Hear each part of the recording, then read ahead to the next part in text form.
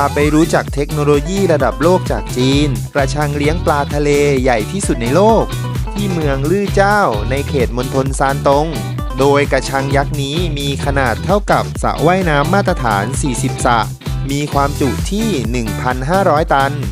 ใช้ในการเลี้ยงปลาแซลมอนในทะเลสามารถควบคุมการจมและลอยของกระชังได้ลึกกว่า20เมตรและเริ่มจับปลารุ่นแรกออกขายเมื่อปี 2021 ขอขอบคุณภาพและข้อมูลดีๆจากช่องอับดุลไทยทูบ